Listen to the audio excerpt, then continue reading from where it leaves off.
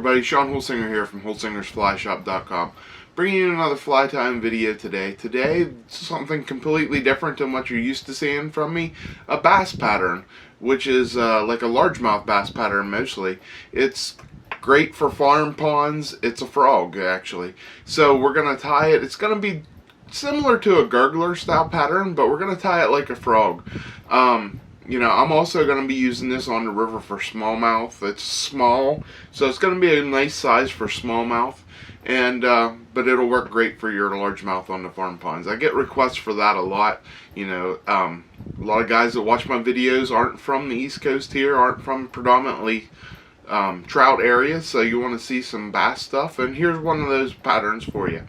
So let's get into tying it. And I'm going to show you a picture of the fly and the material list to tie it.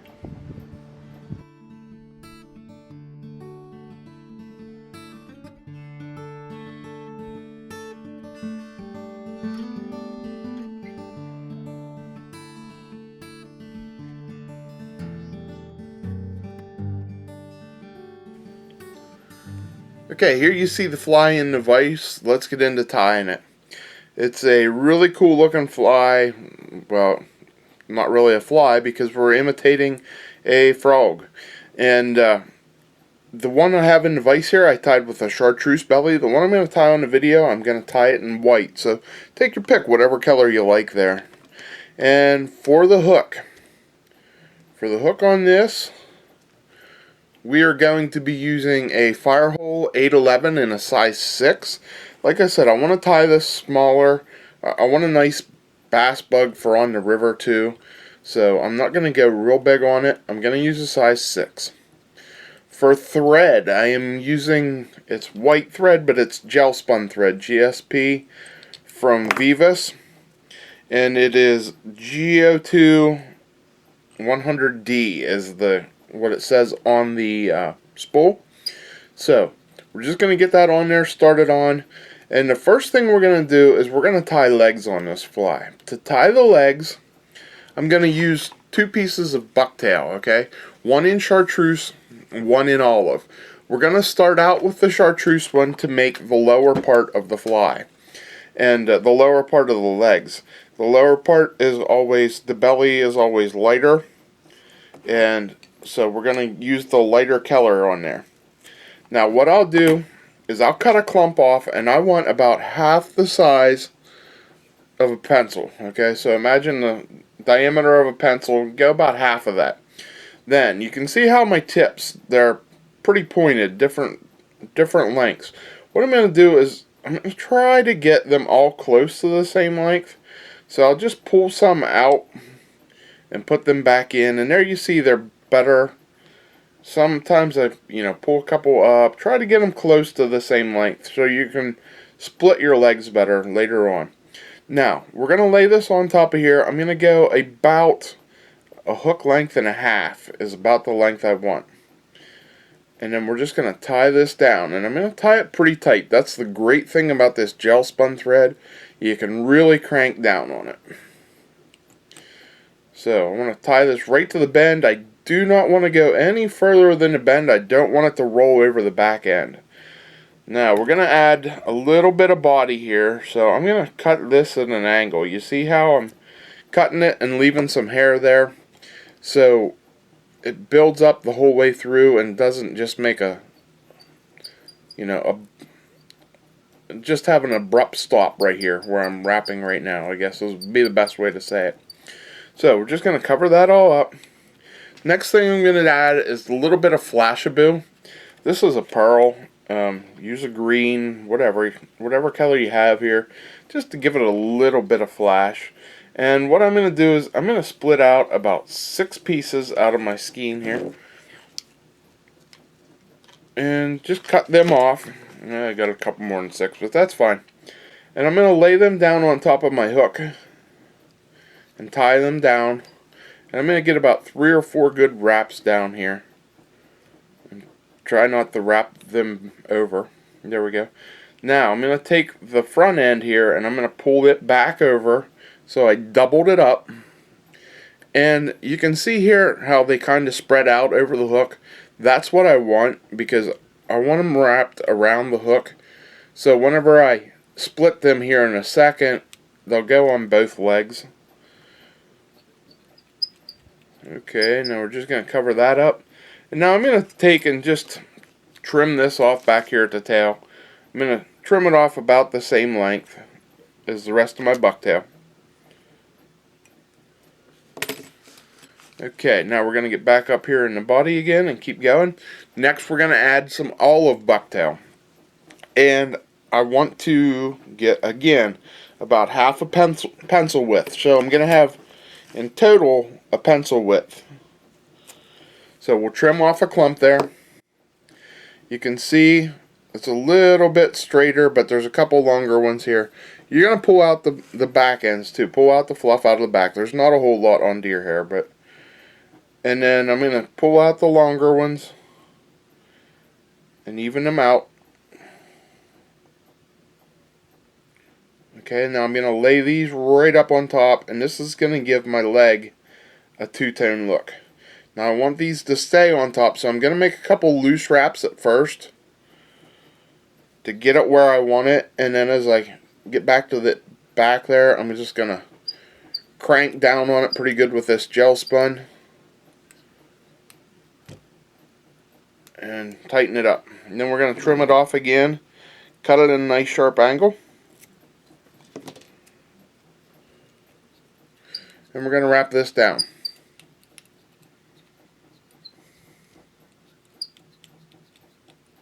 Okay, now I got all my material for my legs on here.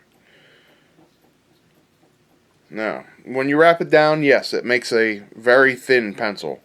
But in the back here, that's about a pencil width, you can see, okay? So, now I'm going to take my scissors, I'm going to come right down on the top of my hook here, and I'm going to split this in half as best I can. Try to split them in half and pull one side off to the other there. Just get them nice and split. And I'm going to take my gel spun thread and I'm just going to make a couple wraps on one side. Okay. And then I'm going to grab the hair on the other side and I'm going to wrap that side too. So I'm going to figure eight, but not all at one time. Oops. So I'm going under one side and over the other side in essence. Okay, now once I got it started like that, what I'm going to do then, see how I got split down between the middle there. Now I'm going to take and I'm just going to wrap one side. I'm going to put about 4 wraps just around the one side. And this will secure the one leg by itself. Okay, there you go. You see how I got about 4 wraps on this leg. Now I'm going to do the other side the same way. This is going to be the hard part to see on the film. So I'll try to get it this way. Just go just around this leg about 4-5 turns.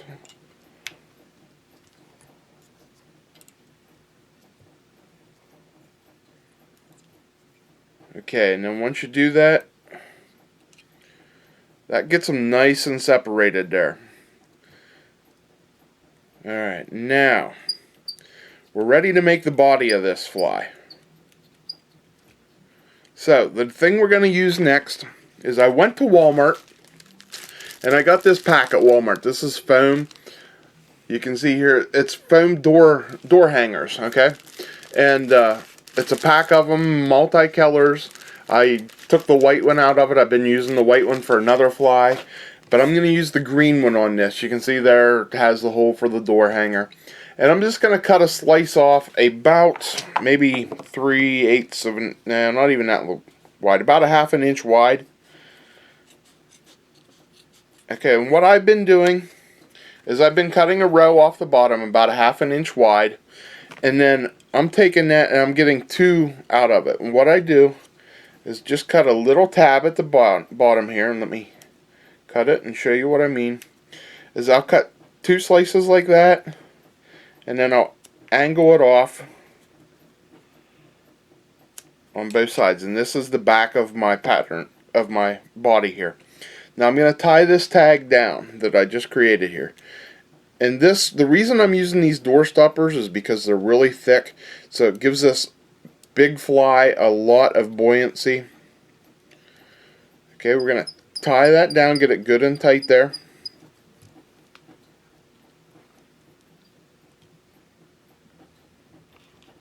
Once I get that tightened down, now we're going to use our Estaz. That's going to make our body here. So we're just going to tie the Estaz on here. I'm going to tie it back to the bend. And then I'm going to tie it about, I don't know, 2/3 of the way up. And I'm going to stop there. And we're going to wrap this forward. And as I wrap, just pulling these fibers back and make it nice and buggy. I'm going to go about 2/3 of the way up here where I stopped and tie it off. Okay, just making about 3 wraps and then pulling this back and getting it out of the way. Now I'm going to put a set of front legs on this. For front legs, I'm using some Olive rubber legs here, and you know, they're just the regular old rubber legs, you see. And what I'm going to do is I'm going to cut one of them in half, so I got 2 out of one piece, and I'm going to put one on each side. Usually the far side I do first, and I just pull it up underneath the thread like you see, and let the tension hold it in place there. Make 2 or 3 wraps, and then I'll do the other side, and I have to hold it on while I tie it down.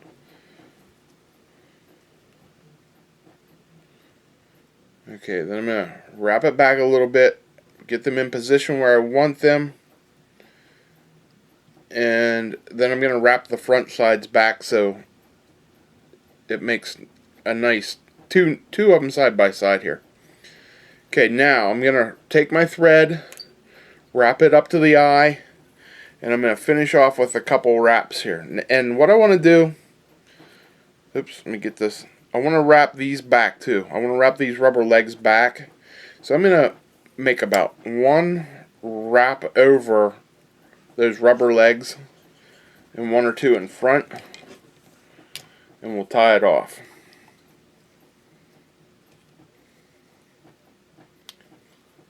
Okay, so now that we're up there at the eye, we're just going to trim this off. Peel those fibers back as best you can and wrap back over them. Okay, now we're going to take our our foam piece, pull it up over the front, and we're just going to hold it into place. I'm going to push down on top, and then I'm just going to cinch it in place with this gel spun thread. Make sure I keep it on top. Make a couple wraps, and then we're just going to go up and whip finish off a head here.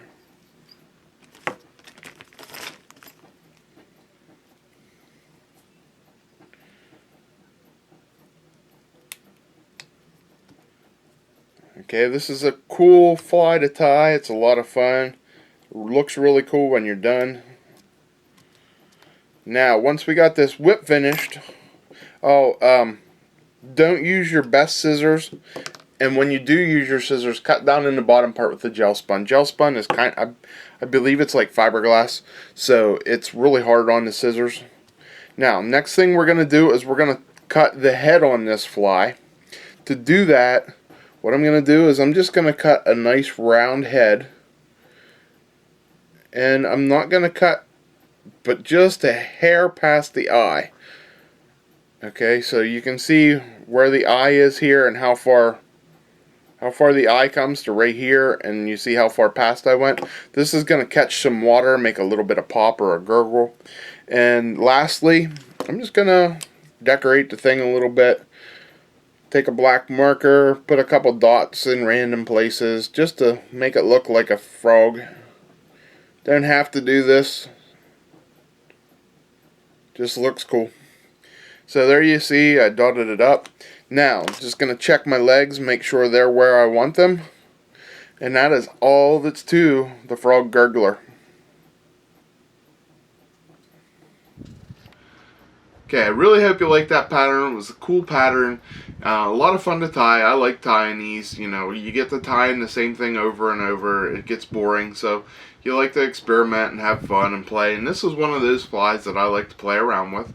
And it's not that hard to tie. I mean, it takes a little bit of practice getting those legs, you know, separating the hair and making the legs. It takes a little bit of practice, I'm not gonna lie, but when you do it and you get onto it, it's something really cool, and you can look back and enjoy what you tied. So give it a try. Like I said, go to Walmart or get online or something, find thicker foam. You don't have to, if a thicker foam will help it float a lot better, it's gonna be more buoyant on the top of the water. And like I always say, have fun and just sit down at the bench and see what you can come up with. So until next time, you can find everything at the shop at holsingersflyshop.com about the foam. And if you're interested, head on over to our podcast at bugsandbeardpodcast.com. You can download all our episodes there. And tune in next week when I bring you another fly tying pattern. Until then, I'm Sean Holsinger.